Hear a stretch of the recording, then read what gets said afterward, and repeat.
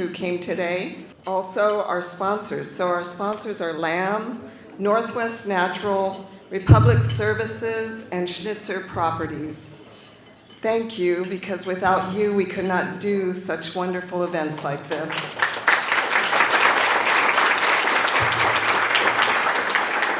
I would also like to recognize my colleagues and fellow chambers of commerce who joined us in this event. Canby, Oregon City, Sherwood, Tigard, West Lynn, Lake Oswego, Wilsonville, and North Clackamas. Thank you so much. And my amazing partners, the City of Tualatin. I want to congratulate the City of Tualatin for achieving a $15 million federal grant. There's information about it on the table. Councilor Bridget Brooks spearheaded the city's climate action plan, and the City Council passed it unanimously, which helped Mayor Bubenik and Councilor Brooks to identify the opportunity to apply for this grant. The first action will be installing electric vehicle charging stations in the Willamette region. So congratulations, Tualatin. Thank you so much. I also want to thank our honored guests and speakers, Representative Susan McLain. Thank you. And the Director of ODOT, Kris Strickler. Thank you so much. Thank you for being willing to do this presentation. And I want to also thank Metro President Lynn Peterson, my friend.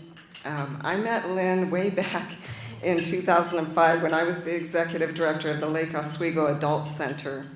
And she lived next door to that center, and she had big dogs, and they were barking all the time. And she would come over and say, "Are my dogs bothering you guys?" And they never were. We didn't even hear them, but she was so polite to come over and make sure that she wasn't disturbing us. And the next thing I knew, we were friends. And about a year ago, we went to dinner, and she told me about her book, Roadways for People.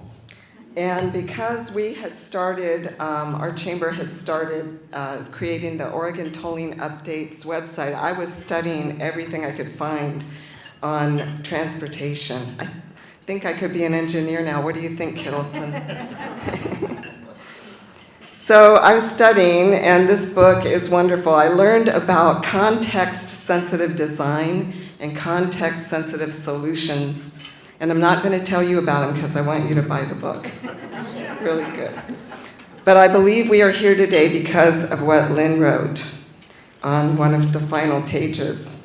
I believe in our ability to solve problems, to help create thriving, vibrant communities. I believe in the possibilities of restorative justice through transportation solutions. I believe in our ability to work together to innovate and make transformative change.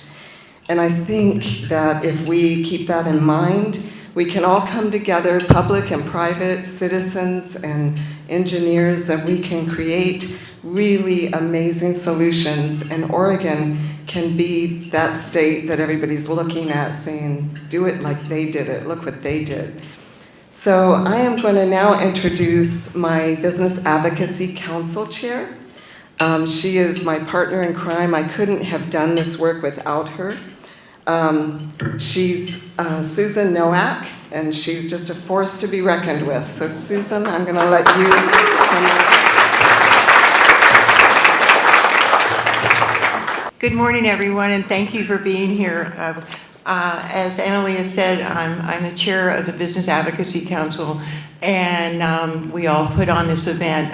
It's a labor of love, but we are passionate about our ability to bring advocacy to our community and our business community. That is our job as a Business Advocacy Council, is to bring business and community together and to advocate for our businesses. Whatever the issue or the problem is, we'll go to bat for you. Remember us, because that's what we're here for. This is what I do. I love this committee, and I love the fact that we have the ability to advocate, and we actually do a really good job. So because it's not just me, it's a whole committee and it's the chamber. So keep an eye out and let us know. We're here to help. One of the things I do get to do is to introduce our elected officials, without which we wouldn't function as well as we do, because we have over the years built fabulous partnerships with the city and the county and our state representatives and our federal representatives, and we couldn't do our job without having those connections, and especially on the local level and at the legislature in Salem. That's how we take care of what you need to know and how we can help you. So quickly, I'm going to go through the list to recognize who is here today. I know you want to applaud, but please don't until the end, because we're trying to really get into the program itself. I'd like to introduce Jules Walters, House District Representative for District 37, Courtney Neuron, who is House District 26, Lynn Peterson again, who is Metro Council President, Garrett Rosenthal, who is Metro Director, and Garrett represents our area and district on Metro. Roy Rogers, who is Washington County Commissioner, who represents us on the Washington County Commission. Paul Savas, who is a Clackamas County Commissioner. Frank Buvanek, who is our Mayor of Tualatin. Thank you very much. Our councilors from Tualatin are Valerie Pratt, Bridget Brooks, Cindy Hillier, and I'm looking at Octavio Gonzalez, was supposed to be here, one of our councilors. He's probably on his way. So, and then we have Sherilyn Lombos, who is our city manager, without whom we probably all wouldn't function as well as we do, so thank you. And we have two city councilors from Tigard, and we welcome you to our neighborhood. Thank you. Maureen Wolf and Yi Hang Kang Hu, thank you for being here. If I missed anyone, if you snuck in this morning and I didn't have you on the list, I apologize. So if I missed any elected official, I have a little housekeeping. We're very fortunate to have Representative McLain and directors, and they will give you a presentation. And once their presentation is concluded, we're going to have question and answers from the audience. So just a little housekeeping. There are index cards and pens on the table. If you have a burning question that you want to ask and don't want to forget, write it down. Two gentlemen that are here today, Kevin O'Malley, CEO of Wilsonville Chamber, and Keith Lyons, General Manager of KNBR. Did I say that right? KNP, I apologize. I wrote it down. I'm trying to do this from memory. Will be our MCs and hosts in the audience. If you want to ask a question, please raise your hand, and they will come to you with the mic. Please give your name and your company or your association, and ask your question, please, and our panel will answer. And we will move on, and Don Odermatt is our moderator, so he will guide us in that. But in respect for everyone's time, please just ask your question, and if there's a story or a follow-up, we'll get to it, but we want to get as many questions asked and answered, and as much participation as we can. So thank you very much, enjoy the day, and continue to have breakfast. So thank you so much. I want to introduce now Don Odermatt, who will be moderating this morning. Don Odermatt is a lifelong Washington County resident who works part-time as a senior associate and transportation project manager at David Evans and Associates Incorporated in Portland. As a civil and transportation engineer, Don retired from the city of Hillsborough as the Transportation Systems Director after 28 years of experience working on transportation policy, planning, public engagement, financing, design, and fostering of public-private partnerships, leading to successful development and construction of private and public infrastructure improvement projects. Prior to and throughout his time at Hillsborough, Don also worked as a consulting transportation engineer supporting private development interests in the Portland and Southwest Washington region. Throughout his career at Hillsborough, Don has had the opportunity to work successfully with many of Hillsboro's large and small businesses, as well as with local, regional, state, and federal government agencies and officials. Don also served for 8 years as the elected representative of the mayors of Washington County to the Metro Transportation Policy Alternatives Committee. Don chairs the Washington County Chamber of Commerce's Transportation Council, and he was also very helpful to our chamber when we were developing the Oregon Tolling Updates website. I introduce Don Odermatt.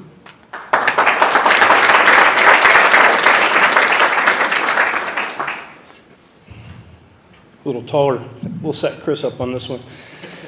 Thank you and good morning to all of you. Again, Don Odermatt, I appreciate you having me out here. Again, I've had kind of a bit of a unique career that's kind of led me into the crossroads between business and agency to conduct consulting services while you're working as a government official and stay off the front page of the Oregonian is a pretty good accomplishment. A lot of that's just been truth, honesty, transparency. But it has really allowed my career to be able to see both sides of that table. And so Hillsboro has frankly had a long history of great partnership with its private sector. We've accomplished a lot of great things together. Some of that has been partnership with Oregon Highway Department, where we had some private sector funding go to highway widening. A lot can be done if we partner together, and a lot of that is about open and honest dialogue. So I do appreciate that we've got Kris Strickler, the director of ODOT, Representative Susan McLain, one of the co-chairs of the statewide Joint Committee on Transportation, here to speak with us today, and really to speak with us, but also to listen. This is really about an opportunity for the business folks to be able to express directly to decision makers their thoughts as we look at the challenges that we're facing on transportation funding. And it's not just at ODOT, it's across the state. It's at the city, the county level. We are all in this together. The business community, you have a very strong voice. You have very creative and thoughtful people. And it's really important that we hear your thoughts. It's important that the legislature has the ability to take that feedback.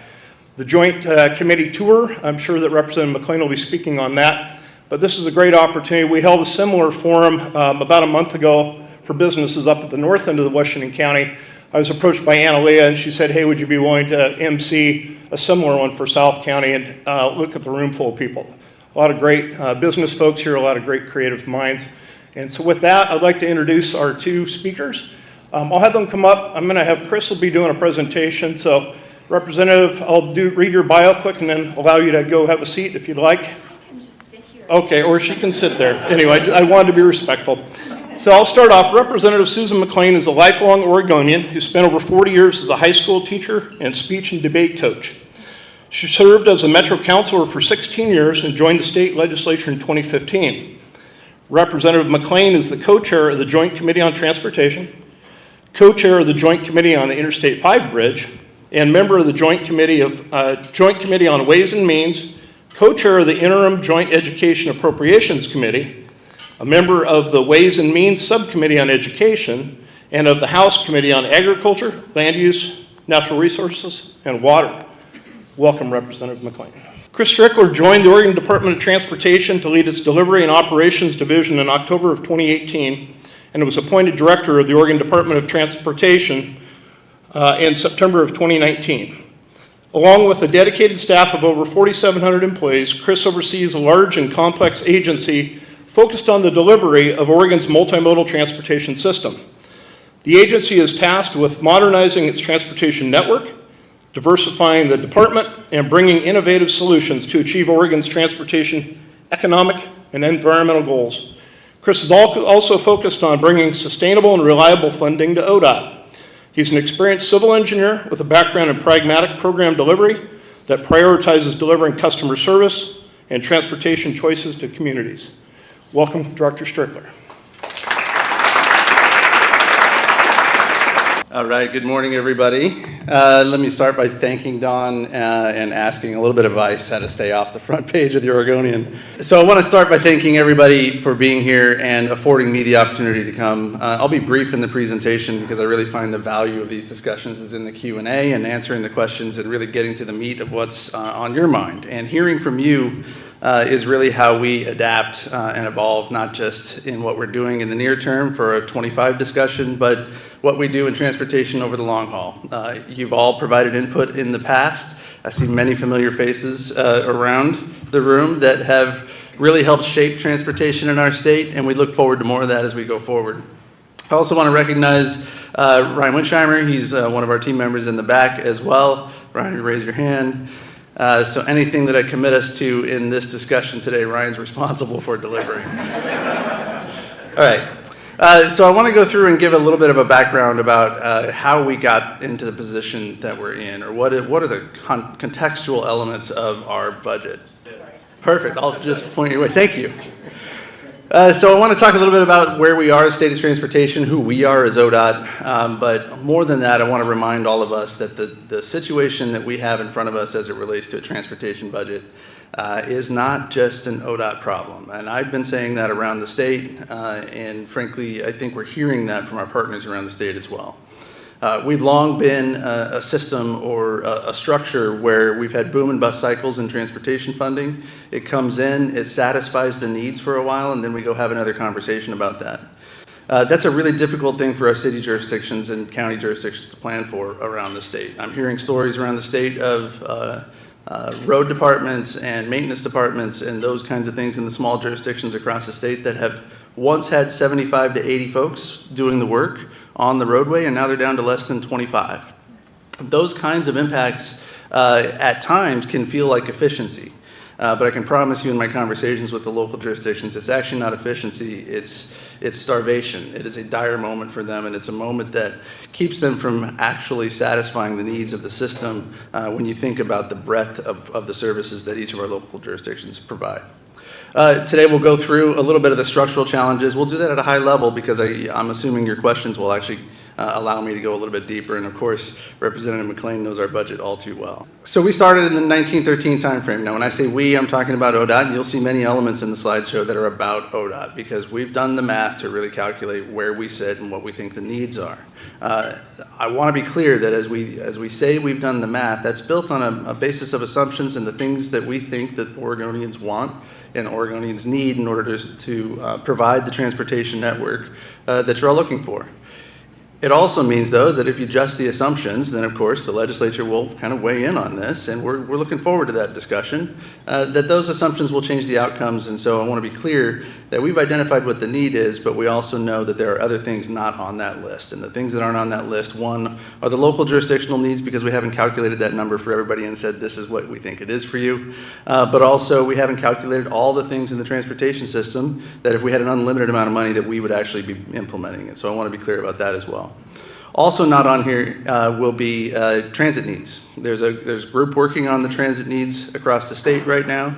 They're doing a significant amount of work, really trying to define where increased operations for transit needs across the state need to take place, and that is a separate conversation as well. And all of those coming together for 2025 will be important. We do a lot of things, and I like to say in summary, instead of reading the slide, that in many ways we are all things to all people, right? So almost everybody that got here today at some point saw the transportation system when you walked out your front door, and tonight when you get home, you're gonna leave the transportation system, and you're gonna end up at home, and you're gonna live out the rest of your evening at home, and then tomorrow you're gonna do that again, and then the next day you're gonna do that again. And while I believe that we are a customer service entity and we are a customer service provider, as you look at transportation services, I think that service really is different for every individual, and I think that probably is reflective across the room. There are a lot of ways that you access the system. Our job is to provide that in a way that you can take for granted in some ways. The goal is for you to be able to use the system how you need to use it, and then not have to be burdened by some of the impacts that come with it. And we're just simply not in that position anymore. So our operational focus really would be looking at what do we maintain and how do we maintain it? What are the assets that we have that we want to make sure don't turn into liabilities? We want to enhance all modes for all users, and we want to build a structural revenue integrity into our revenue system so that we don't end up in this boom and bust cycle over and over again. Now, that's a difficult task, right? There's a lot of things that I want in life, but getting to the outcome there takes the work of a lot of us and a lot of you in this room. We've had a lot to celebrate so far, and I know that that seems hard when you're talking about a budget that right now is going into decline. But there's been a lot of big wins in our state that are worth celebrating and worth talking about. First and foremost, we all pay into gas tax right now at the federal level, right? So any dollars that we get back, either through a discretionary grant program or through some large bridge improvement program, those are monies that are coming back into the state that you're already paying for. And when we aren't successful in those grants, then those monies are going somewhere else, right? They're not left unspent. I can promise you that. The federal government's really great at spending all the dollars somewhere in the country. And so to the extent that we can bring those dollars into our state, we're actually getting the money back that our taxpayers are putting into the system. And I think that's important for the work that we do. It also highlights, though, that we have kind of a duality in our budget. So there's project monies, there are project allocations, and there are things that are programmatically established. And when I say programmatically, we have programs where you have to take care of bridges. We have programs where you have to take care of the roads. We have programs where you have to take care of culverts. Those kinds of things are dedicated funding streams. The other side of that equation, though, is the operations and maintenance that is not dedicated in the federal funding realm, and we have to fund that on the state side or the local side, and the funding for that can't be mixed. It can't be mixed with those other programmatic elements that I just mentioned. Now, a lot of people look at our budget and they say, you've got a rather large budget, ODOT, can't you do more with it? Absolutely, there are more things we could do with it if we could shift some of those things out of those programs, but there will also be a consequence in those programs, and so that's an important factor for us to consider. The structural revenue challenge, as I mentioned before, is structural. And I say that because the one-time money that comes in is fantastic. And I will never stand in front of anybody and say that we're not thankful for the money that comes into the system and the products that we're able to provide with that, whether it's moving goods and services on the system, whether it's providing transit access to those that haven't had it in the past and expanding that service, whether it's increasing the level of service so that people have increased reliability on the transportation system. Those things are all really good for the system, but they're also very reliant on that one-time money element that I was describing. So you can all remember the latest bill, you can all remember the latest passage of a transportation funding package, either at the state level or something at the federal level. What you can't remember, though, is exactly how that funding has progressed and carried us forward throughout the lifetime of transportation, and whether it's been enough to do the things that we want to do. You all recall hearing just how difficult it is for us to maintain the budget. And part of that's because we've been so reliant on a three-legged stool. Now, I will also readily admit we've been touring around the state. I was stumped, and I pride myself on not being surprised very often. But I was in a room saying that we need more than a three-legged stool, and I had somebody respond and say, I would never buy a 12-legged stool. So if you wouldn't buy a 12-legged stool, I understand that, but let's use a different metaphor then as we're talking about diversifying revenue. Because the three-legged stool that we have right now is not enough. And when one of those legs fails, we have a problem with our ability to continue to provide the service that we need to provide. We are heavily reliant on gas tax fees, motor carrier fees that goes to the trucks in the trucking industry in the room, and also to DMV fees. But an important note for each of those is not all of them are cost recovery. Not all of them have the ability for us to navigate or shift funding into something that is the most emergent need right now. And in fact, most of them are fairly restricted. In the case of DMV, for example, many of the fees for DMV we don't make enough based upon the fee recovery system that we have and the dedication to where those funds go in order to keep the lights on for DMV. And I say that somewhat jokingly, but every biennium we have to put $40 million from the State Highway Fund back into DMV just to keep the operations going. Because all of the other funding, while they collect a lot, all of the other funding that comes in from DMV is already dedicated somewhere. And because it's dedicated somewhere, it goes there first, and then you get into the operations element of it, and that's an important factor for us as we go forward. You start to see that the changes in the system and the changes in what we provide, not just from where we provide it, but from the local jurisdiction providing access to the change in the environment and all of the changes that we have in our great state, and many of them we've been working towards for years.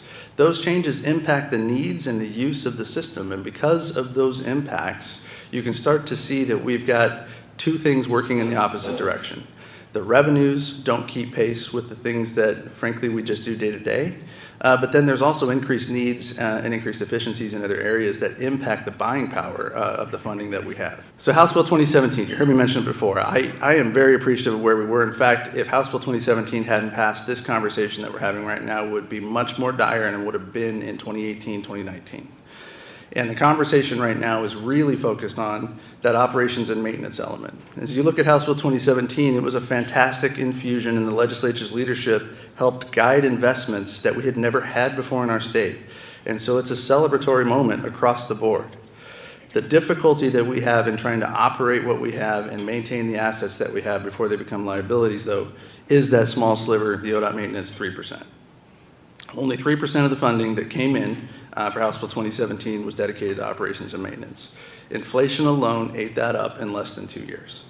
And so you can start to see the impact that comes with the available revenues and our inability to keep pace when you're fighting things like inflation, escalation, increased personal service costs, all of those things. On a macro scale, when you look at the 23-25 biennium, and you all probably are well aware that our budget cycle is a 2-year cycle, you see that the revenues that we take in on the left are about $1.7 billion in the state highway fund. Now that's not our total budget. Our total budget is somewhere around $6.3 billion, including the federal money. But remember, we can't spend that federal money on the operations and maintenance, and that's an important factor.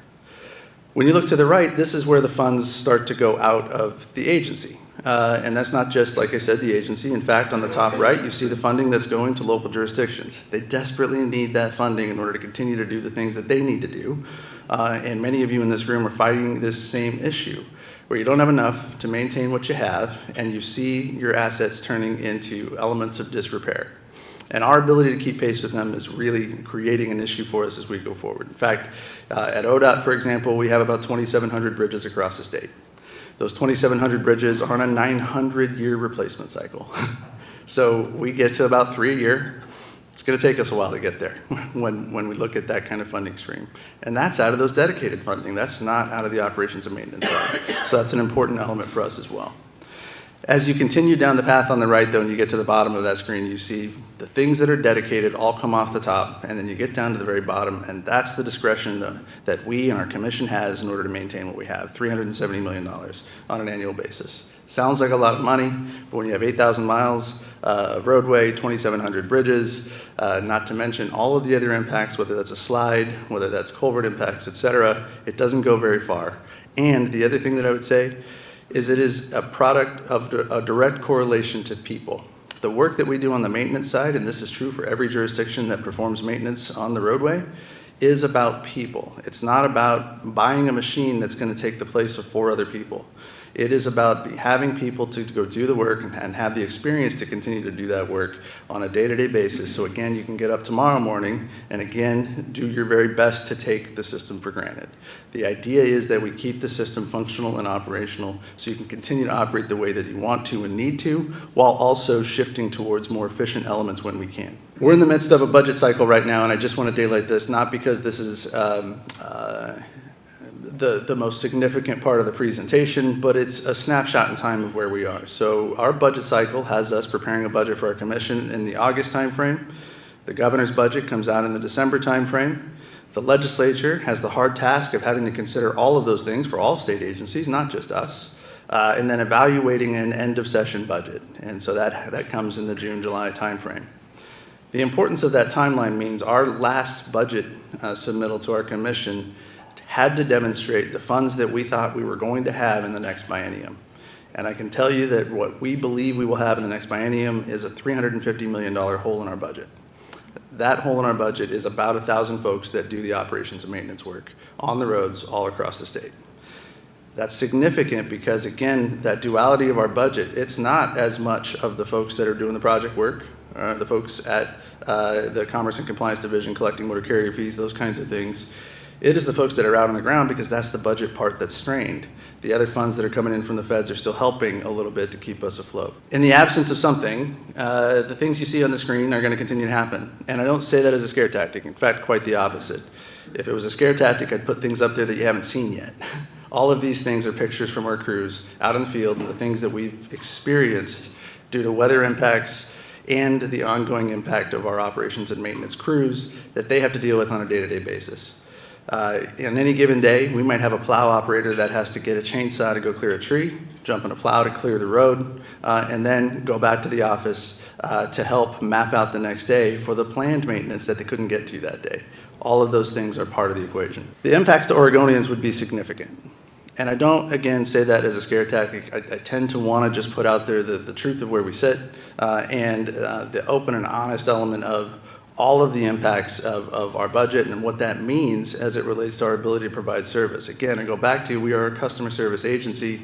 We will continue to be going into the future. We exist to serve Oregonians. And I take that very seriously, and so does every member of my team. Our ability to provide that service is a direct correlation to the funding in the budget, especially on the operations and maintenance side. So this comes to how we calculated the numbers. And again, I want to be clear. We built assumptions into this based upon what we hear from the public, based upon what we hear from elected leaders, based upon what we know for the system ourselves, and say, what is the service that we want to provide, and what do we want that to look like? I won't go through each line item, but what you see on here is an operations and maintenance element up on the top. You see safety elements towards the bottom, and you see an annualized need of about $2.8 billion. That is 1.7 and some change short of what we have right now. That's annual, and I want to be clear about that. That's not one-time money. That is something that we know for the next biennium is a need as it relates to the overall system if we were to maintain it the way that we believe it should be. Now, as that goes into the future, that number increases because of inflation and other things. But this is what we see as the near-term annual impact. And we've also been asked to come back and say, what is the cost of finishing the projects that are left unfinished in House Bill 2017? We know that we have more work to do there. I'm not going to stand in front of you and say that we have all successes under our belt in every one of those projects. But I will tell you these projects are complex, they're big, and they're hard. And as we look to what the projects are and what we intend them to be, and when I say we, that's the community, that's a lot of input that's going into some of these projects. The need is what you see on the screen, somewhere in the $2 to $3 billion range still for some of those projects. The reason the range is on there is because we still have federal money that we're aggressively targeting to try and bring that federal money back into Oregon. In fact, we have a $750 million grant application in right now for Rose Quarter with the feds. A more diverse funding portfolio could help. And I say could because it depends on what you choose, it depends on how it comes together, and it depends, frankly, on the weight of the decision. This is a difficult decision for many folks, and I don't envy any of the decision makers that have to weigh these options because these are hard things. But we know that if we diversify beyond the three-legged stool, that there is more opportunity to bring a more stable funding element into the transportation system. And so you hear us say that a lot, sustainable or stable funding. That's as important as having enough funding. It has to be sufficient and it has to be reliable funding because without that we can't plan for the future and continue to take care of the things that we need. I won't go into any of the options up there other than to say there is one that we think can help pretty significantly, and that is indexing. Most of you know what that is, but for shorthand, it's essentially allowing an automatic increase based upon inflation, based upon escalation needs, so that the legislature doesn't have to come back together every time we hit a huge inflationary period. That's a difficult task for them, and it's hard conversation to have. There are 24 states right now across the country that actually index their fees for transportation. We just happen to be one that hasn't yet, but I know that that's one of the things that the local jurisdictions have been saying as we've been traveling around the state as well. I also want to kind of close, and there's a slide or two left here, with the demonstrated support. Now, the demonstrated support hasn't said what it is in the end, but it has said we need to take care of the things that we have. We need to continue to monitor the transportation system and take care of the core health of the transportation system, which includes ODOT and the local jurisdictions. As you see the support on the screen, I won't go through all of the details up there other than to say I am nothing but appreciative for our legislative leadership, our governor's leadership, and all of the folks that are willing to have this conversation because we recognize it's not easy. And we understand that it's a difficult conversation to have, but it's also one that we think is really necessary given where we sit right now with our budget.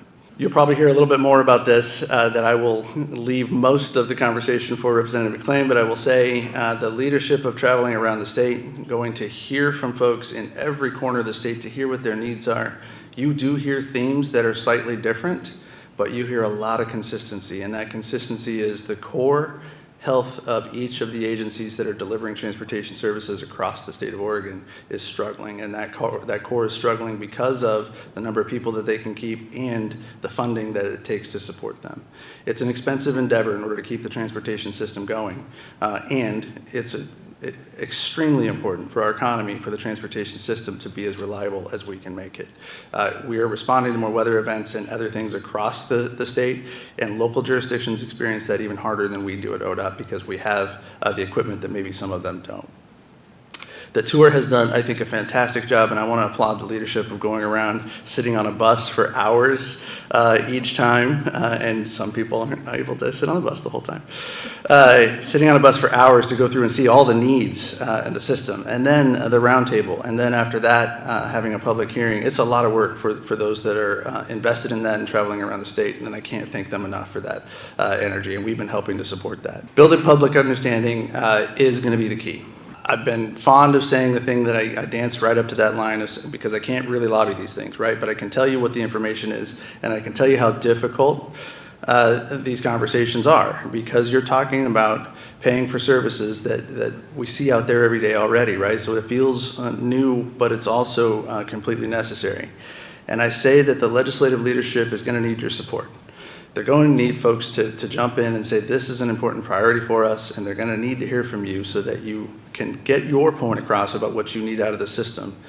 They are very engaged, and I, again, can't thank them enough, but they're going to need that support from each of you in order to get to where they need to be or can be in this discussion for next year. Well, thank you very much for the gracious invitation for us to be here today, and thank you for recognizing how important this conversation is. It's important to your chamber and to your businesses and also to all of our communities. When you talk about transportation, you're talking about your understanding that you care about transportation not just to get from here to there, but because you want your families to live in housing that's close to their jobs. You want your children to safely be able to get to school. You want to have the opportunity for all sectors of business to really be able to do their very best and to bring home profits for themselves and goods for the community and to be able to live a good life. And that's why we're talking about this. Now, that budget sounded a little bit challenging. And at this early in the morning, sometimes when we're in rooms like this around the state, it feels like we need to just stand up, take a breath, and say, okay, we can do this, all right? It's important for us to remember that we are a team together. We're Team Oregon. And Team Oregon includes the state, it includes the counties, and it includes the cities. Now, I want to give you just a quick update of where we are on listening to folks and what we're trying to do to build a couple of things that Director Strickler talked about, which is general public understanding. If we don't have general public understanding, we're going to have a very difficult time actually producing the kind of budget that is necessary to give them the services that they're telling us that they want and need. Around the state, we've been to 8 stops. Those 8 stops have included Portland, Tillamook, Albany, Eugene. We've also been down to Coos Bay and Medford. And last week, we were in Ontario and Hermiston. Now think about those spots and think about the state and think about the differences that we have in the size of our communities, the size of our counties, and the many different challenges that we have heard about regionally in those stops. I learned about 3,000 culverts in Tillamook. Now there are 6,000 or 7,000, culverts there, but they're responsible for 3,000 and the state's responsible for the rest. And it's important to understand the kinds of challenges they have with slides on the coast. And we heard that in a couple of places, in Coos Bay and in Tillamook, talking about Highway 6 and many other places. When we were down in Medford, we learned a lot about some of the work that has to be done in the winter because we have the highest pass between basically British Columbia and Mexico.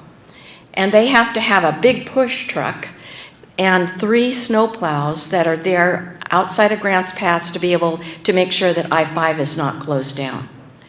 On the south side of Ashland, they also have a summit where they need a big push truck and they need at least 3 plows to be able to make sure that I-5 is not blocked for 48 hours or more. So we learned about a lot of the regional differences. We learned about how wildfire is actually affecting some of our service delivery ability.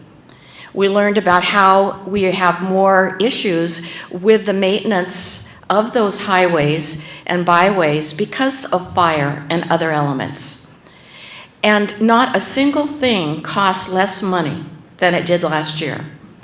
And whether you're talking about construction costs going up, whether you're talking about the need for more safe routes to school facilities, or whether you're talking specifically about how are we going to get goods from our places of establishment and employment to our ports, everything costs just a little bit more.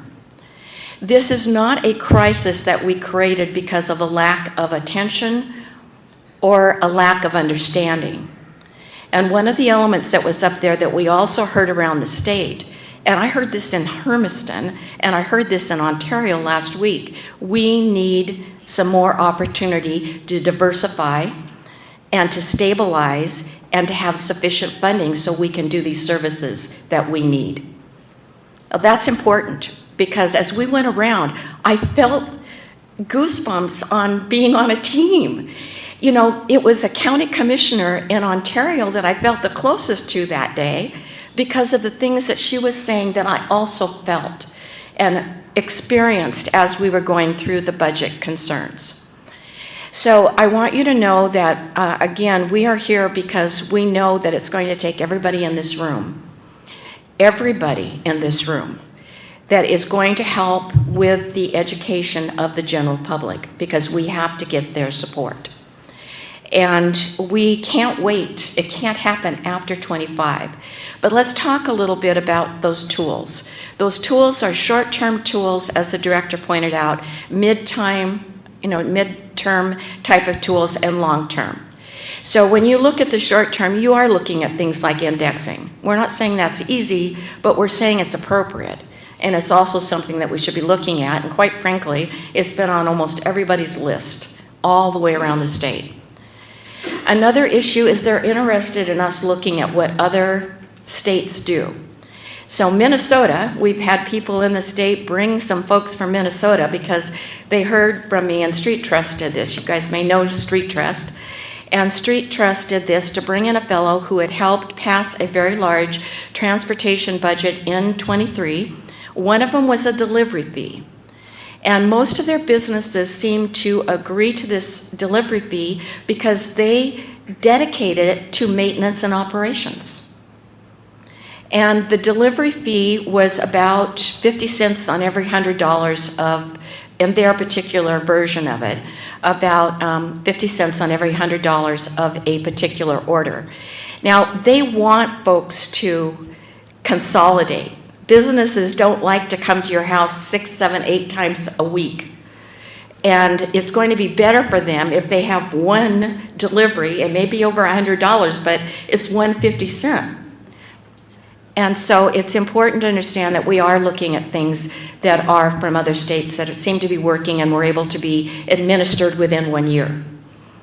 So they passed it in '23 and they put it into effect in '24. There are midterms like user fees, and we know that whether it be user fees or whether it be something like tolling, that those are more long-term type of operations and or tools that have to be decided on together because they have to be the version that you want. But whether it is a user fee, please remember that there's the ability to have a sliding scale because we care about equity. We care about making sure that it's not going to disadvantage businesses, and we understand that there is a need to make sure that we are not trying to put all of these different tools into effect at the same time because we know that we have to build the ability to utilize them. We want to make sure that they are small administration types of programs and that we're spending most of it on what we get from the service and what we get from the program. I'm going to just say one more thing because I know you want to get to questions and you want us to listen to you. But next steps, right? You want to know next steps. So when we finish this tour, which will happen at the end of September with Happy Valley and Hillsborough, and we will have had an online 13th one during Ledge Days down in Salem. And we are going to be then going into what we call work groups. And work groups are going to be working in October and November and December and early January. And there's going to be so many meetings, and they'll be during the second and third weeks of October and November, the first or second week of December, and a couple early in January. There will be anywhere from 35 to 40 people on these work groups. And these work groups are going to be a very diverse table of people that are coming from jurisdictions, businesses, what we're calling topic area specialists, from environmentalists to users of the system.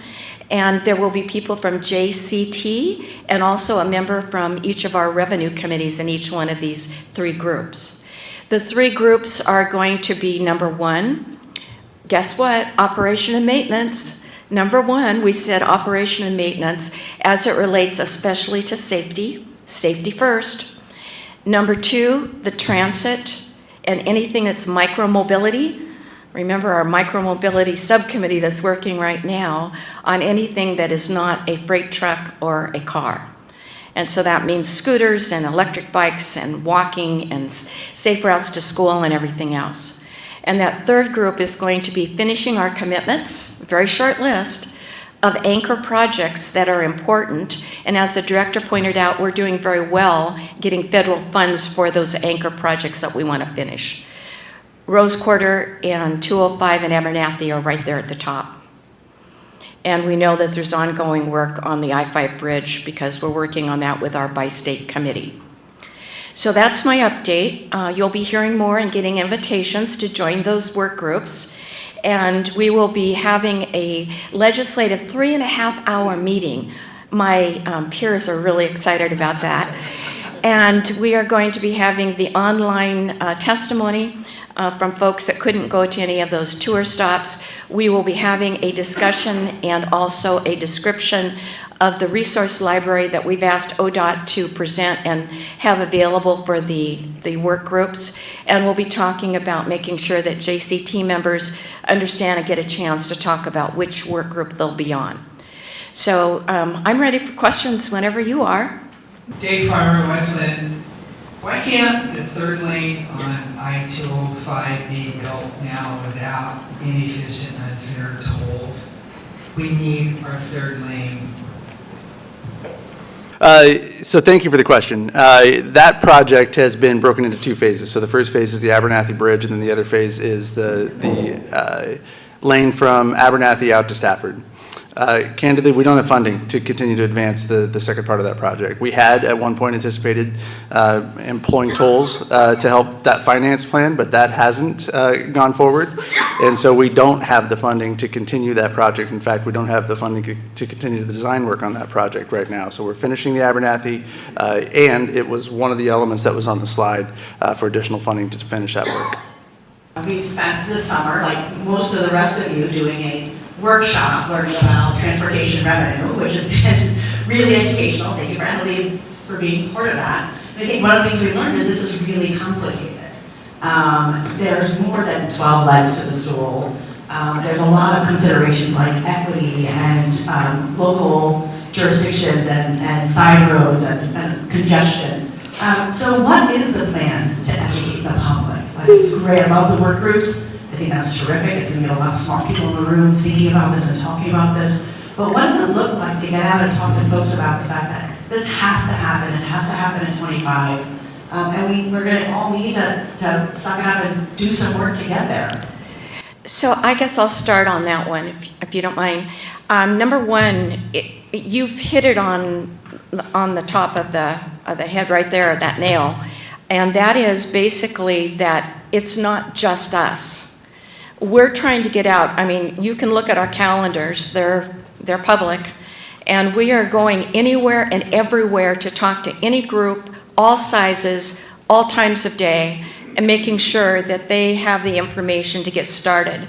We know that WEA is doing basically workshops, and that those workshops are to get people to understand the different types of challenges with the transportation system in Oregon.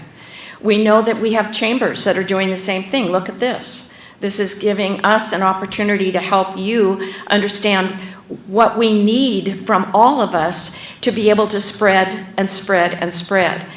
Are we going to have something that the legislation, we have media people that have been working for 3 months on doing just that. We have legislators that are using their newsletters and are using other venues, including town halls, to get this information out and have small conversations about transportation.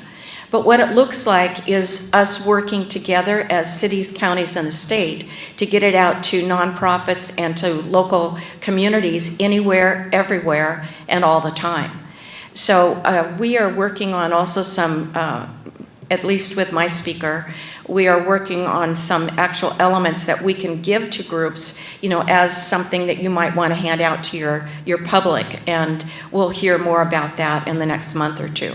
I wanted to say one other thing before you ask another question, and that is that as far as my co-chair and I were at WEA yesterday, and we made a commitment, and we've made a commitment for 6 months in the public space, that we are committed to making sure that we are working as good partners with our counties and our cities, and that we are committed to that 50-30-20 split. And also to remember that it's not 50-30-20 on every program. There are some programs where we share with our counties and our cities more than that. And so please remember that the formula is a sharing formula. It's not new. We've been doing it for decades. And so we've committed to that, and we want you to know that's why you should be working as hard as you can. Because if we have money, then you have money. Hearing about concepts such as the indexing you heard of earlier, other revenue source ideas, a lot of creative minds in this room. I'd love to throw that challenge out to hear what thoughts you may have in terms of how we look to try to improve this funding situation. Commissioner. Paul Samus, Clackamas County Commissioner. Thank you for being here today. Love the forum. I was really excited way back, but over a decade ago when the ARGO program came out. It is probably the most efficient way, user pay, for people to be charged for the amount of wear and tear they put on the roads. Gas tax is an outdated tool. It's not working for all the reasons we all know, as you stated earlier. Why cannot we, I'm okay with indexing the gas tax as a temporary solution, and even raising the gas tax as a temporary solution, but why cannot we implement, as aggressively as possible, a road user charge program across the state? It's a great question, because we've been working at that for the better part of 2 decades, actually, as you well know. And I think more aggressively in the last decade. A couple of things that we know about the road usage charge program. One is that it still feels new to a lot of people. And the ability to pull it off at scale will take additional thought and additional investment. It just will, because in order to manage a system like that to the scale of over 4 million vehicles across the state, you could start to see what the impact could be in making sure that each individual user has a way to pay their fees associated with that. That said, we think we've got a system that is available and it's proved positive and capable of doing that. We've got about 1,000 users in it right now. I think one of the difficulties that we see is that across the country, nobody else has done it with the exception of Hawaii. And Hawaii is an island, and so they don't have to worry about out-of-state travel in the same way. And Utah is coming on board to do something like that similar now as well. There's a lot of nuance in the detail, but I will say it's one of the things that, to your point, that we've continued to advocate for as a future solution. Now, I will also say there's a lot of work to do to ensure that the administrative fees are low enough to make them reasonable, those kinds of things. And so one of the difficulties in a road usage charge program from today is even if implemented tomorrow, it would take somewhere between 4 and 8 years before we're able to secure significant revenue from it. Now, that's also an indicator that maybe we should do that so that we've got that runway behind us instead of in front of us. But that's a little bit about the system itself. I can't speak to the politics of it because there's some difficulties there too, but it's a big lift. And being new is not new for Oregon. In fact, we were the first gas tax in the country, and we were the first to put a volunteer program in place for the road usage charge, as you well know. So we think we're well positioned. And I'd like to add to that, and that is Hawaii has a speedometer check once a year on all their cars. I don't know why, but that's how they do it. And so that's low administration, and so that's the other element. And we're looking for the best pathway. And I don't know that we have that yet because we have some of our rural counties who believe that there's no way that the sliding scale could take care of how many miles they actually drive. We told them that sliding scale with the technology we have now, I have companies contacting me all the time about their new technology and how they can make this sliding scale so we know when you're going to the doctor, we know when you're taking your kid to school, we know when you're a through trip, you know, that type of thing. But then we have to deal with privacy, right? Because of our cell phones, they know where we are anyway. But I do think it's important for you to know that we're trying, Paul, to keep going and make sure it's a midterm at best. It's not a short-term turnaround. Good morning, John Lee, Clark County. The Portland metro area has the nation's 12th worst traffic congestion, and we seem to be getting worse. The I-5 Interstate Bridge project at $7.5 billion is going to replace a 3-lane bridge with another 3-lane bridge that will be congested on day one when it opens.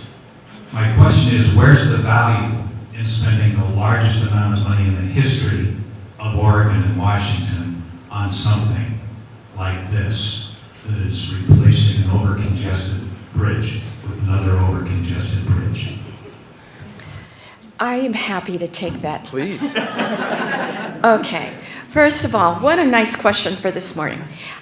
It's an important one, and I've been working for 7 years on that, that project. And in my estimation, I don't basically interpret it the way you have, and I'm going to talk about why. First of all, we're doing really well with federal grants for that project because of the importance of that bridge to the West Coast, not just Oregon, but for the West Coast and our economic conditions on the West Coast. Number two, it is the most congested bridge, and it is a stoplight bridge because we have a bridge that opens up, and it has been noted in the top 30 most congested places in the United States. So should we just leave the status quo? I don't think so. So now let's talk about the designs. We know that there's at least 4 designs that are being reviewed for the environmental review that we have to do for the federal government's process. That's going quite well. And there are a lot of additions on that bridge. I'm just going to name one. And that is the fact that there is no safety, there's no safety, what do we want to call those? Shoulders. Shoulders. There are no safety shoulders. And so not only is it not good for bikes and ped, we can't even get our emergency vehicles across. All of those designs have shoulders. All of those designs have better bike and ped. All of those designs have the ability to have auxiliary lanes that get people off the 7 different exits and entrances along a very small piece of space, like 3 to 5 miles. And we can do that easier with those auxiliary lanes. And we are also able then to clean out the middle for the freight and other types of business that we need to get to our ports. So we may not agree, sir, on the type of design that's going to be finished on, but I will tell you right now that it's going to be safer, it's going to be less congested, and it's going to actually be very functional. And it's going to be functional in a way when we get Rose Quarter along with it, to actually do some differences between what we've experienced in the last 15 to 20 years and what we will experience in the future. But I appreciate your point of view. 217 down to 205 added auxiliary lane, which allowed the traffic, there's a heavy flow of traffic from 217 to jump off from 205. Dramatic reduction in hours of operation. So those auxiliary lanes are not only safety benefits because they reduce the weaving and merging, but it also is a great way to protect and enhance the passing through traffic. So. And I might just add a couple of really quick elements. So one, we know we've got a bridge that's seismically unstable. We know that the bike-ped connection is terrible. That's a technical term. We know that the transit use across the bridge is very limited. And we know that right now the congestion is impacting people's economy. It's impacting their day-to-day. It's impacting congestion for a 4 to 6 hour period today, and we know it's going to be worse in the future. The future configuration will have mass transit mass transit on it. The future configuration will have increased bus service coming across it. The future configuration will have the added auxiliary lane that's in addition to the 3 through lanes that we're talking about in order to facilitate those on and off connections in a safe way, and it'll also have safety shoulders. So the amount of increased capacity that comes with that is actually pretty significant. It's just serving more modes than it's able to today. And I think that's an important factor, not just for the day-to-day trips, but also for the economy that moves across that bridge every day. I want to follow up on what Paul said, because I thought that was fascinating. It's about workload. Yeah. For both legislature and for the department. You know, it's been stuck in pilot mode for 10 years. You know, about the same 800 people rotating over for 10 years. And if that is to be a long-term replacement of a gas tax, you do have to take the next step at some point. I mean, after a decade, it's really, you'd have to make it scalable. So my question is, has the governor given you direction, or the legislative leadership discussed in the 2025 session, taking the next step, making it scalable, such as making it mandatory for EVs or maybe hybrids, so you can demonstrate whether it is viable enough for a future statewide rollout? So, yes, the answer to that is yes. Really and truly, you know that, let's just look at gas tax for a minute. We didn't come in and just increase the gas tax and it went into effect as soon as the bill passed. But we had stages of what we were going to do. And so one of the commitments has been, with the REC group, has been, let's talk about having some dates when we'll have a program decided on, when we'll have a type of technology committed to, with, you know, possible changes with the change in technology as it's coming up. But yes, it's definitely on the list of possibilities for those midterm type of tools that we can make a commitment in the bill to continue forward, or to ask staff to continue working on. They're working on some of these things right now. They've made presentations on questions that the REC group have asked them. And they have done data and searches, and also worked through looking at other states and other countries as far as similar types of user fees. I think the only part that I would add is just the support for the things that we're putting on the table. So in the slide, we put all of those on the table as kind of a menu of options, and there's probably more, as you heard the chair describe. And so the governor's been supportive of ensuring that we have that dialogue for sure, and then taking care of the base needs. We want to continue to advance all of them to say it's going to take several in order to kind of help facilitate this budget issue that we're in. My family's been in business 100 years. We span 10 states. Oregon is by far the highest tax state we operate in, more so than Washington. And you talk about the gas tax, and I'm just going to be real.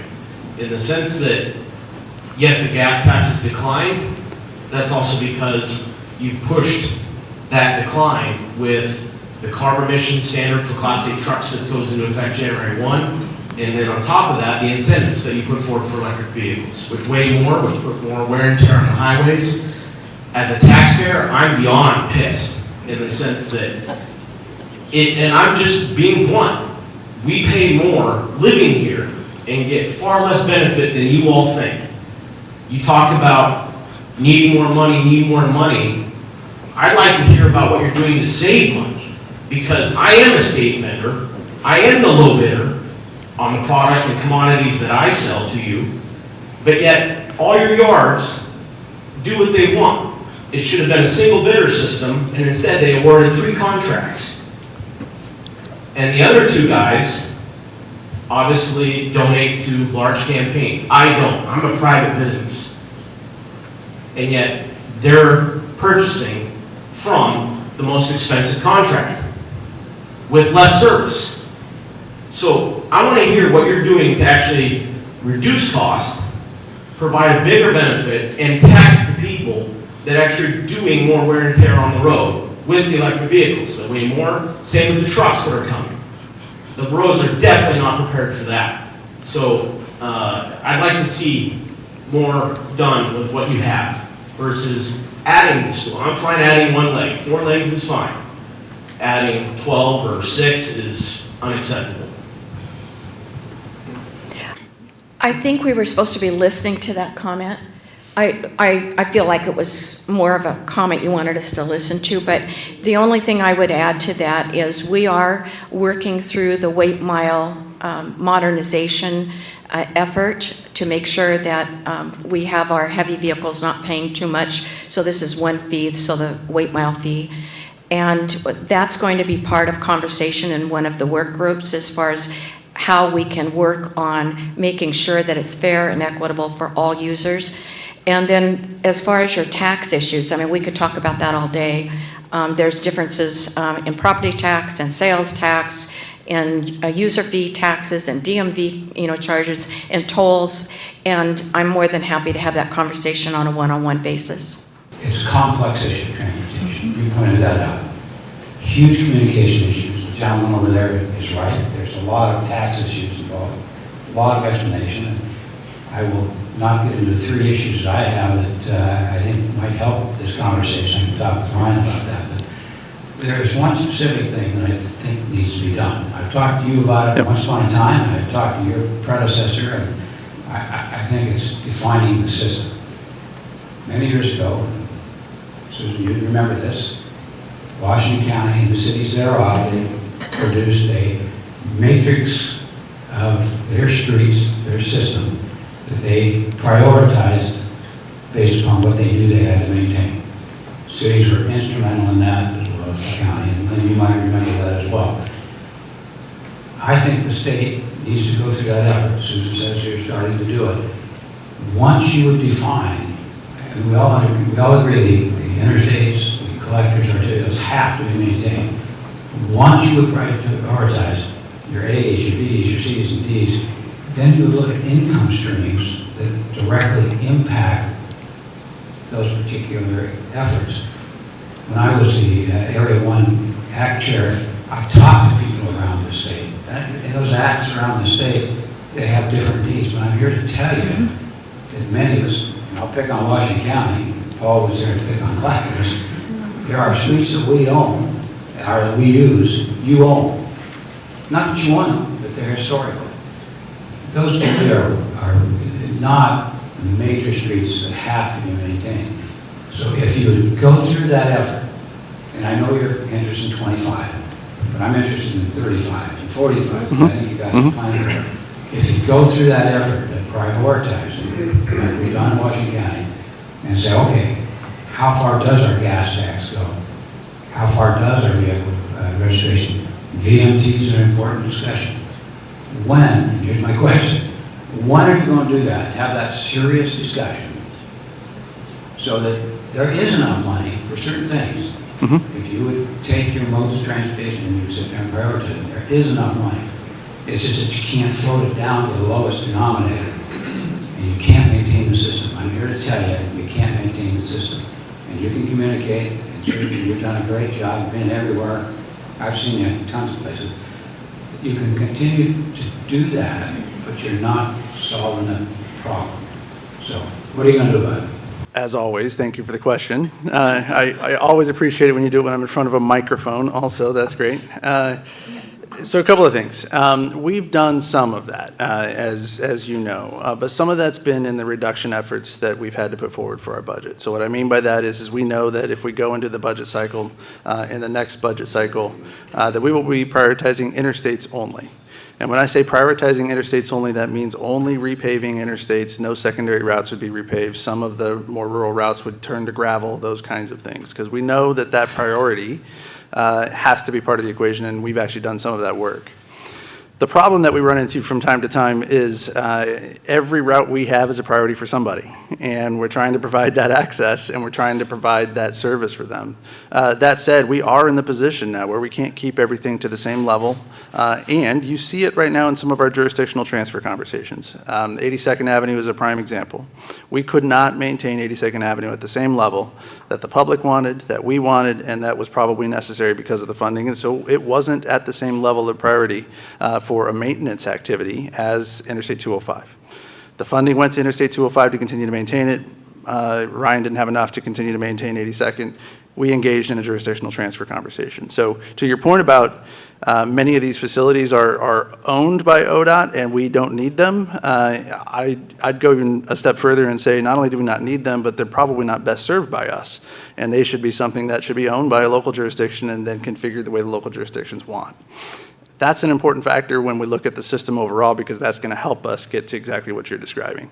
If you're asking when we're going to create that list that is the universal priority list, I can tell you we've done some of that by region, and every time we create something like that, it does create a secondary conversation around conflict because we're not serving everybody that we intend to serve. I feel is our biggest problem is the way that we collect revenue in this state. So I totally agree with you. You feel like you're getting taxed at the wazoo and not seeing anything for it. And I hear that all the time. I pay my taxes, I don't mind paying taxes, but I'm not seeing where it's going. Excuse me. So we really have a revenue problem that we need to address, and that's a comprehensive revenue problem. We had a good discussion about it in the Revenue Committee last week with some researchers from PSU who broke it down for us. But the way that we measures 5 and 50 and all that came in between and after have left us with not enough property taxes to fund our cities and counties. So that part, so you talked about, we can't fix your road, we want to hand it over to you. The cities and counties don't have the money to fix it. Right. So a solution needs to be had there. It's unfair to hand us what's been destroyed and say, okay, now you fix it. Agree. Yeah. Okay, good. The one point I wanted to make was to talk about the interstate connections. And we also know we have a lot of out-migration from Oregon right now. People who live here but feel overtaxed and underserved are moving to Vancouver and the Vancouver area and other places in Washington. So they don't have to pay income tax, and then they can come over here and not have to pay sales tax. So we need to be charging them to use our bridges to come over here. And I have a big concern about tolling that IBR and not tolling the Glen Jackson Bridge, the I-205. And I had a good conversation with Mr. Goodman about this last week. Excuse me. And so have we talked with our federal partners yet about how we can do that? Impose some sort of revenue generation for people coming in from Washington on I-205 when they're trying to avoid paying tolls on the new IBR. Thank you. That's a big question. I mean, it wasn't just a one. So, okay, so I'm going to find a question there. This is the question. The last question is, can we toll them? Or at least charge them to come across the bridge. I want you to know that when we were in Tillamook and when we were in Coos Bay, they talked about tourists all the time. And they also talked about tolls, and they were positive about tolls. And they wanted to toll. And I said, so what are we calling a tourist? Is it everybody outside of Tillamook? Or is it everybody outside the state of Oregon? You know, what's the scope? And so, of course, that's on the list. And we are going to be charging, as you know, on the I-5 bridge replacement. And there is conversation still on the sideboard talking about systems tolling or user fees. And so absolutely it's on the table. And absolutely it is supposedly an equalizer in some ways. Now they're going to have to pay to go home too. And you know, we have people working and living on different sides of the community of the river. And so there's some issues there that could maybe one of those sliding scales we could figure out. But of course, we said everything's on the table. So a couple of things around 205. We've heard that for quite some time. In fact, that's been a 15-year conversation with our partners in Washington. Up to this point, there's been a prohibition in Washington to allow tolling on I-205 at the bridge. And so that's been one of the issues. The other is I-205 is not part of the I-5 project. And so through federal process, they're just separate. But then there's the third of interstate commerce laws and unfairly burdening without improvements that are connected to the federal highway system. So it's complicated, and I don't like leaving a complicated answer because we're the ones that are supposed to uncomplicate things, but at this point it's not part of the dialogue. I just want to start by thanking you all for taking the time to come and speak with us. I think one of the points you made at the end, Kris, of your presentation, that public education is a key part of this, I think that's absolutely correct. These kinds of things, once we get public to understand the issues and understand the constraints, the solutions become a lot easier, at least we get to consensus a lot quicker. I don't necessarily have a question as much as just a suggestion, and even the suggestion that I have might be something that you've already thought of. But let me start by saying that I like the general range. I think the general range of actions that Susan mentioned seem quite reasonable, and I like the next steps of the 3 work groups and what they're tasked to do over these coming months. My suggestion is that there be some guidance given to those work groups so that they don't do what typically work groups, at least in my experience, do, which is to tackle the easiest thing first and the hardest thing last. But to turn that around so that they get guidance to spend maybe 70% of their time on the long-term solution, 20% on the midterm solution, 10% on the near-term solution. Because we want to make sure that whatever you do in the near term and midterm does not preclude that long-term solution, which is probably going to be more challenging, more complex, more difficult to get to. But it's all the more important that we leave the pathway open to that. I think it's a great suggestion, and we're putting together scope and specific questions and a report out sheet that we hope will cause, and there's going to be a lot of direction. It's going to be a directed conversation. So thank you so much. My question has to do again with fiscal responsibility as you communicate to the public. I think that's an important part of your communication. Louder. My concern is over the long-term funding for these, for the future. Gas tax is obviously not going to be the only solution. The gas tax, however, is administratively less than 1% to administrate that program. When we were looking at tolling earlier, that I think it was less than 10%, 10 cents of every dollar went to the road projects and operations. So my concern is that when you're looking at these other funding sources, are you going to be looking at the administration costs for these programs, whether it's BMT or whatever other options you have? A great question, and the answer to that simply is yes. That's part of the consideration for road usage charge too, for example, just the administrative collection costs. And I'll admit, we don't have a great handle on what that would cost because nobody's done it yet. And so part of that comes back to what we can do at scale, how many vehicles can you hit, and all of those things. But on the tolling piece, that was another example. Yeah, the administration cost is higher. It was actually quite a bit more than the 10 cents per dollar, but at the end of the day, and I don't mean administrative costs, more than 10 cents per dollar was going to the actual projects. But there are other things associated with tolling, like coverage fees, interest rates, those kinds of things that have to be incorporated into that as part of our agreement with Federal Highways. Overall, we do know that the gas tax is one of the cheapest ways to collect fees, for sure. And so we see that as a routine basis. That's why so many states are still doing that. But any solution that we go to in the future has to consider what the administrative burden would be as well, so that you know what your return is for that effort. Jeff Goodman, past City Council Member, Lake Oswego. Thank you for being here today. Thank you for providing background information about the complexity these issues. Within that complexity, and acknowledging there are many multiple sources of potential revenue or enhancements to existing revenue, what specifically are you advocating for, and what specifically will you not advocate for?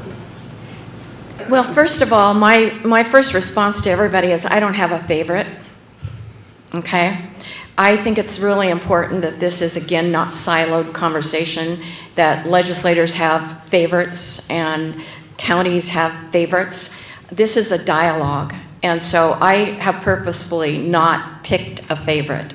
I am committed to making sure that we do have, as the gentleman over here said, a short, mid, and long-term review of the tools.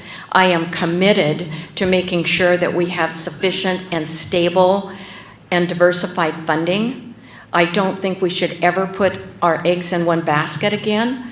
And I think we have to understand that technology is changing so quickly that we have to have an ongoing review and ongoing efficiency of reviewing administration as well as other things. So I commit to that. And I also commit that we will have a package that will start with safety, operations, and maintenance, and that it will be something that will help fill that gap. And we can get that gap filled because it's going to happen in 25 as far as the gap showing up and less services being able to be provided. So we are on a short string with a long conversation that's been going on for years, and it's time for us to either fish or cut bait. And so I commit to making sure that we do get a finished product. But no, I do not have favorites. Each one of those groups of short, mid, and long have some items that we are researching right now, and some of the statistics and some of the review will make a difference on which ones look more doable, more reasonable, and more equitable. Municipal Chamber, Roy Rogers talked about the number of conversations over the years in transportation, and kind of started a business here in 1980. I can remember when he was mayor. We were talking about the West Side bypass. But consistent back then was a question that often came up about government accountability and government efficiency. Unfortunately, that was 30 years ago, and very frequently that topic isn't even mentioned anymore. So my question is, in building general public understanding, open and committed to creating independent audits, financial oversights, performance metrics, to build that accountability for the public that they understand what's happening. Well, I'll start with 2017, where we agreed to both inside and outside audits on ODOT. We've been doing it since the bill passed, and the reports have been quite good. And we also created a committee that's called Continuous Improvement, and Betsy Biller helped with that concept, and that's been working for 7 years, and we feel like we have seen improvement in both process and in product. We've also worked on contracting issues, and we've worked on apprenticeship issues, and we've worked on worker pay issues. And so all of those things are part of the review that we do on a yearly basis. But as far as am I committed to more of that, of course. Yeah, I will say that same for us. In fact, as you look to the conversation we've been having, especially around the operations and maintenance side, we've been, for lack of a better description, beating this drum for about 4 years in front of the Joint Committee.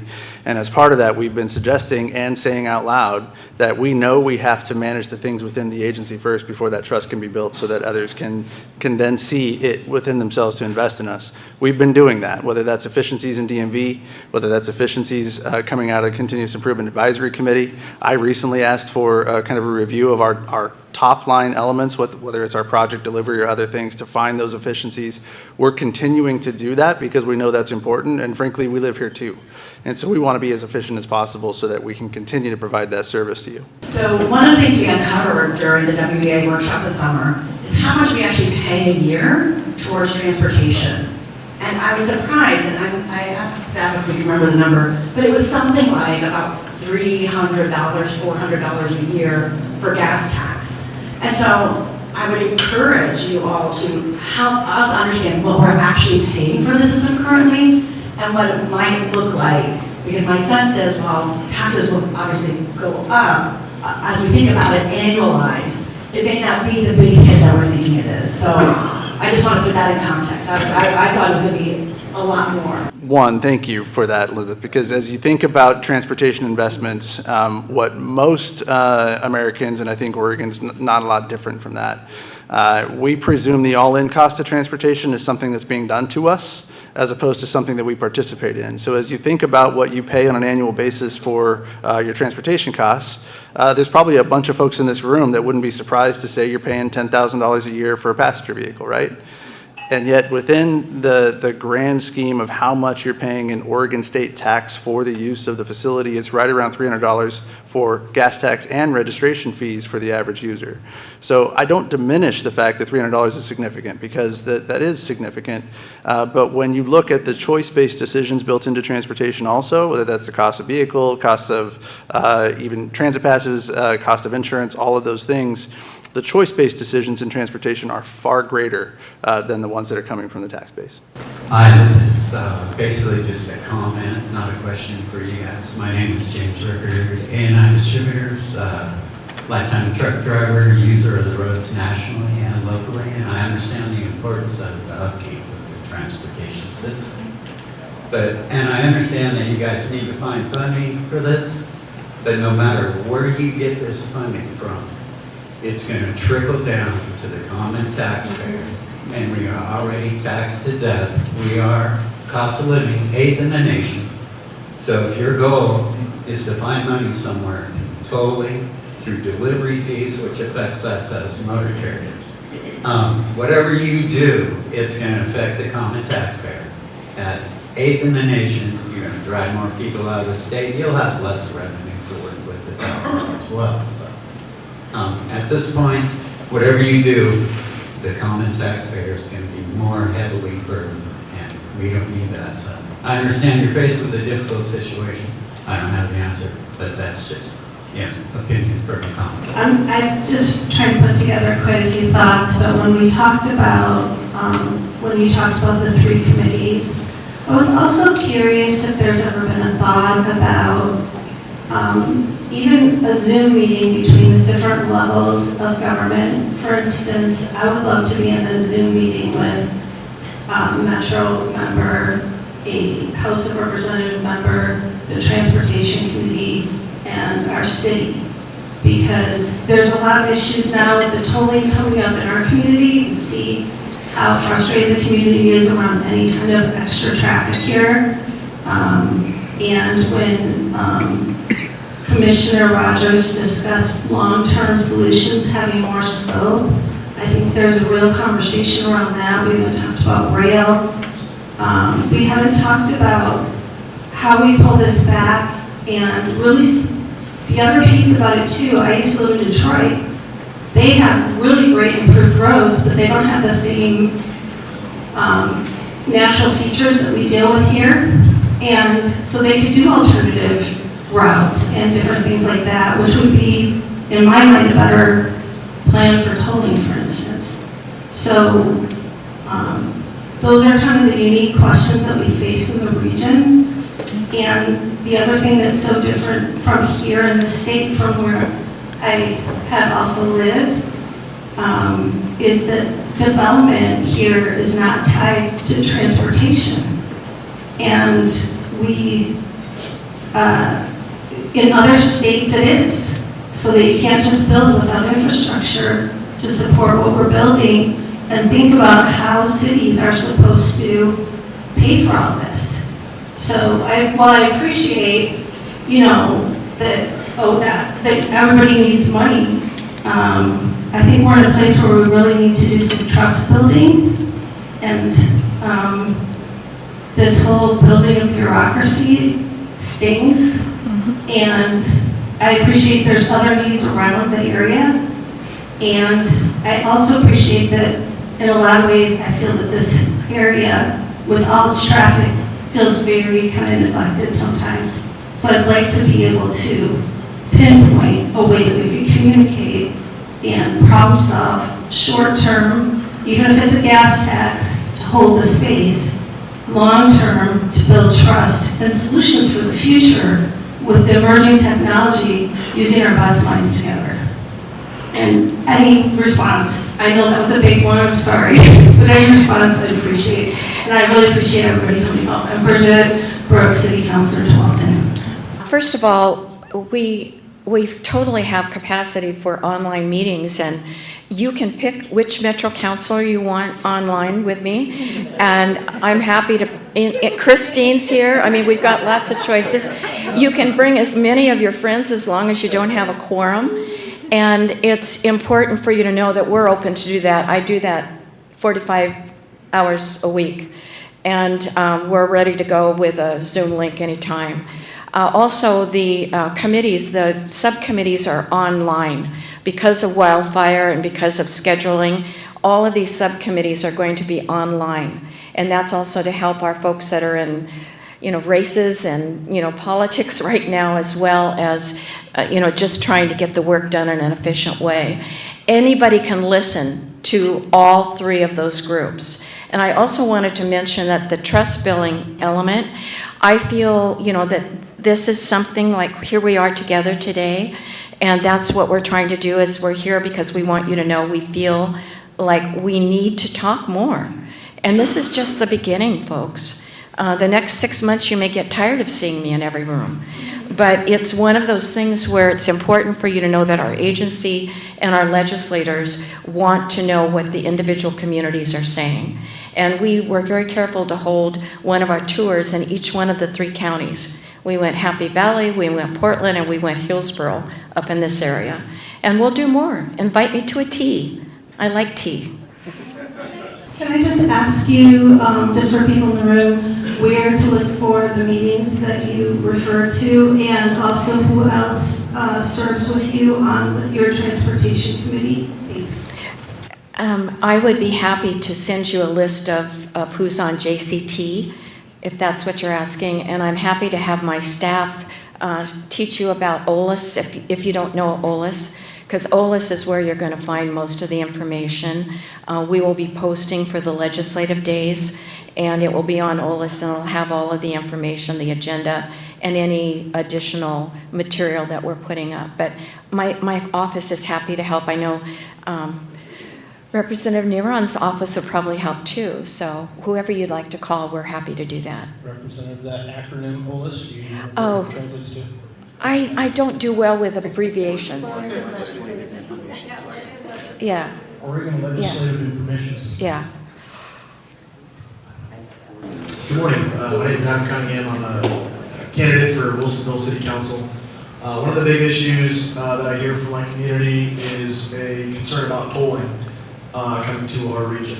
The word equity and equitable strategies has been used this morning. And my question would be how we reason out that tolling a region, tolling around Wilsonville and 205 in that area, is an equitable strategy when it is a regressive tax that affects mainly the working middle class. Also going into the tax, the gas tax, that's going to affect folks who can't afford an electric vehicle and have to pay that gas tax. So how does tolling and a gas tax play into an equitable strategy when it impacts certain groups much more harshly than others?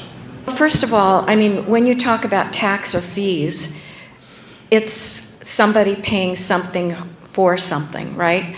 And so like you've got certain taxes that, the cat tax, for example, that is going to schools. You've got a gas tax that's going for maintenance of roads. So the tax itself, is set up for a purpose, and it's usually a service that the public has asked for. Secondly, you hear me talk about a sliding scale. A sliding scale is basically whether it's a gas tax or whether it is any kind of a user fee.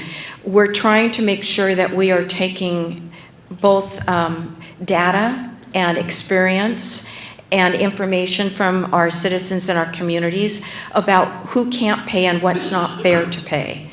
And so when you have technology like we would with either a user fee or with tolling or something else like that, you are talking about, one example, I wish my representative here from the Revenue Committee was still here, but we talked about the fact that we know how much people earn.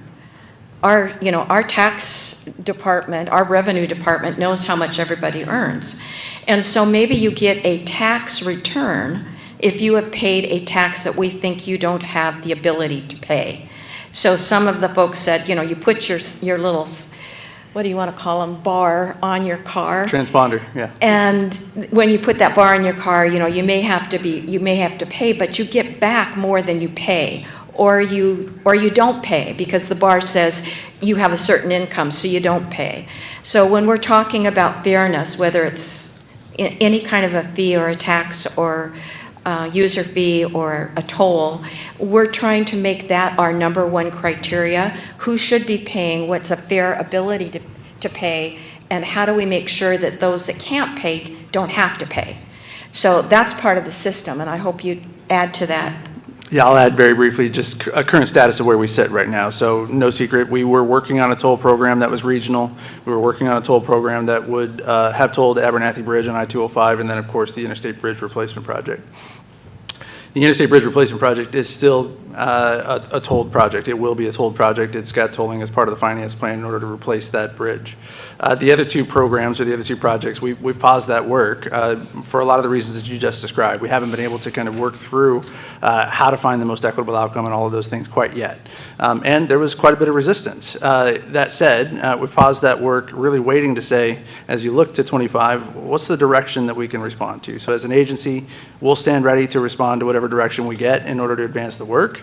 But where we sit right now is we're advancing the toll work between the two states of Oregon and Washington on the interstate bridge. We have time for one more question. Councilor Rosenthal, wrap us up. Garrett Rosenthal, Council District. I appreciate all the effort that's going into what the legislature is looking at and the road trip and all the three committees and so forth. I think it's very thoughtful. My question is, I think we all would admit that the tolling proposal on the Abernathy area did not go as well as might have been hoped. So I guess my question is, what lessons did you learn from that process that are instructing the process going forward so we can build trust? Because that process didn't build a lot of trust. So. Let me start first with an acknowledgement, Councilor, that absolutely, we understand that. And we know that part of the work is just routinely difficult when you start to look at tolling, no matter where you look at tolling. But that's not an excuse that we rely on. So a couple of things that we learned is how are we engaging the community and what conversations are we having with the community and how does it benefit or serve those community members? What are the impacts to low-income users? So we were working on that as well. Our tribal partners and tribal communities that have either treaty or non-treaty rights through the area, how are we accommodating those needs? All of those were part of the equation that we were working towards. And frankly, in the end, it wasn't something that was widely accepted, appreciated, or even seen as a long-term solution because of some of the administrative costs and other things with it. That's not to say, though, that it's not an option that works in some places, and it's also not to say that it's not an option that if handled in a different way where we really are understanding what the impacts are to the community, that it can't be a solution for the future. That said, we understand the moments of the past and the amount of effort that went into that, and that some of those things just didn't go the way that we would have liked them to.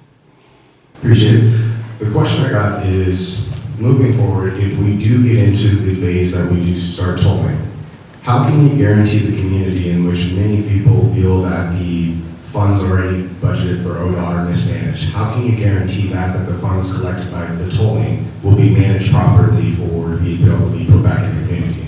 Yeah, a couple of things, because there's two questions in that. So the first is the funding that we have at ODOT, how it's spent and where it goes. I will acknowledge for anybody, I'm happy to sit down and go through the multi-hours of our budget and walk through just every element, because we really are an open book.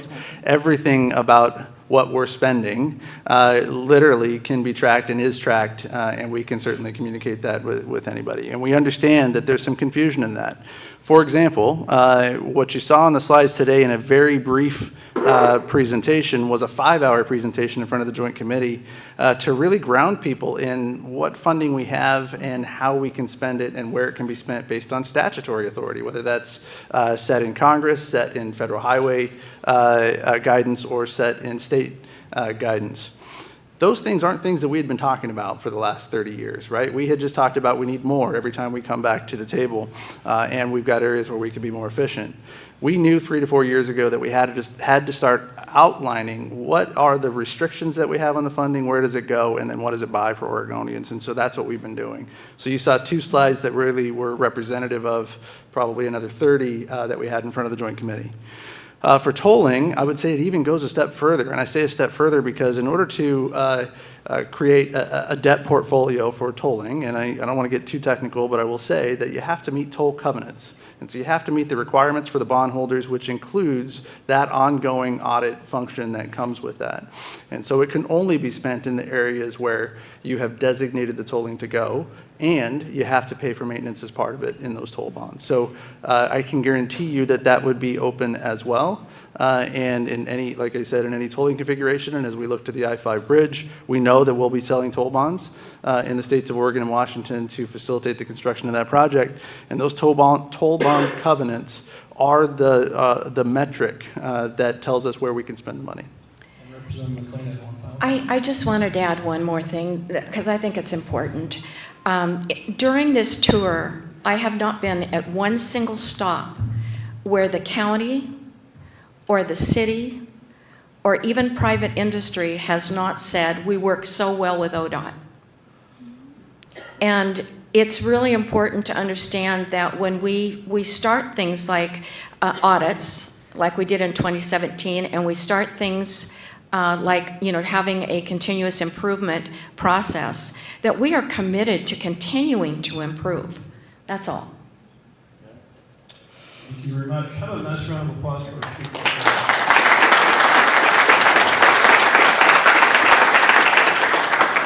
Thank you, Don Odermatt. Thank you for doing a great job this morning as moderator.